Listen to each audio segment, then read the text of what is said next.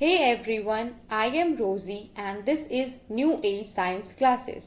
आज की इस वीडियो में हम जैव रासायनिक चक्रों के बारे में जानेंगे।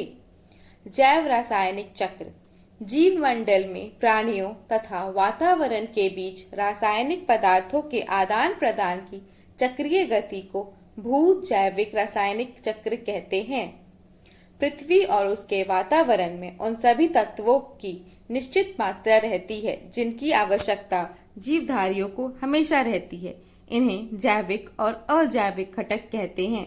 ये जीवधारियों से भूमि व वायुमंडल में और वहां से पुनः जीवधारियों के बीच चक्रीय गति से पहुंचते हैं। यह क्रिया विभिन्न चक्रों द्वारा पूरी होती है। जल चक्र, ऑक्सीजन चक्र, कार्बन चक्र और नाइट्रोजन चक्र। जल चक्र धरती में निश्चित मात्रा में पानी है। वह पानी चारों ओर, आसपास में और निश्चित रूप में हमेशा चलता रहता है। यही है जिसे हम जल चक्र कहते हैं। पृथ्वी का करीब 3/4 भाग जल से ढका हुआ है। सूर्य की गर्मी से नदी, तालाब और समुद्र के जल से जलवाष्प बनता है। जलवाष्प ऊपर उठता है और संघनित होकर बादल का निर्माण करता है।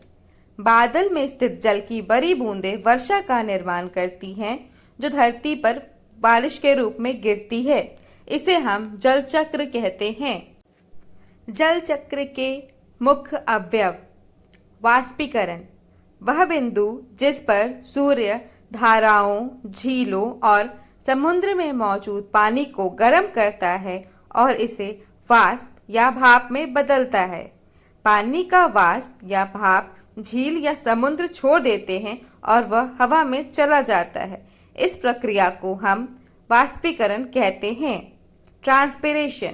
ट्रांसपिरेशन वह प्रक्रिया है जिसके द्वारा पौधे अपनी पत्तियों से पानी खो देते हैं। कंडेंसेशन हवा में जलवाष्प ठंडा होकर एक बार फिर तरल में बदल जाता है और मिस्ट या बादलों का आकार लेता है। इसे हम कंडेंसेशन कहते हैं। प्रेसिपिटेशन वायुमंडल में जलवाष्प से उत्पन्न नमी जो बादलों में संचित हो जाती है और पृथ्वी पर वर्षा, हिम, ओले और ओस के रूप में गिरती हैं। ऑक्सीजन चक्र वायुमंडल में ऑक्सीजन की मात्रा लगभग 21% है, जो हमेशा संतुलित रहती है। श्वसन क्रिया में हम ऑक्सीजन को ग्रहण करते हैं और कार्बन डाइऑक्साइड का त्याग करते हैं, जिसे पेड़ पौधे ग्रहण करते हैं।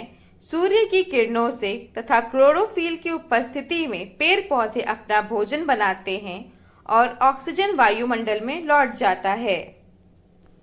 कार्बन चक्र कार्बन एक ऐसा तत्व है जो सभी जीवित चीजों में मौजूद है और यह कार्बोहाइड्रेट, प्रोटीन और वसा का एक हिस्सा है। यह लगातार हमारे ग्रह पर पुनर्नवीनीकरण किया जाता है। वातावरण से जीवित चीजों और कार्बन डाइऑक्साइड के रूप में वायुमंडल में वापस चला जाता है। जब एक जीव दूसरे को खाता है तो जीवित चीजों के बीच कार्बन भी पास किया जा सकता है। यह पुनर्चक्रण प्रक्रिया कई चरणों से बना है, जो जीवमंडल, वायुमंडल और भूमंडल के माध्यम से कार्बन को चक्रित करता है। इसे हम कार्बन चक्र कहते हैं। नाइट्रोजन चक्र नाइट्रोजन प्रत्येक जीव के जीवन का एक आवश्यक तत्व है। वायुमंडल में 78% नाइट्रोजन गैस पाई जाती है। नाइट्रोजन का प्रमुख स्रोत मृदा में उपस्थित नाइट्रेट होते हैं। वायुमंडल में नाइट्रोजन वायुमंडलीय तथा औद्योगिक प्रतिक्रियाओं द्वारा जैव घटकों में प्रवेश करती है। पौधों में से यह नाइट्रोजन यौगिक आहार द्वारा जंतुओं में स्थानांतरित हो जाते हैं।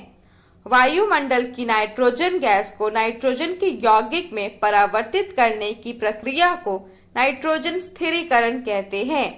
पेड़ पौधे के सूखने और जीव जंतुओं के मरने पर जीवाणुओं द्वारा अपघटन होता है।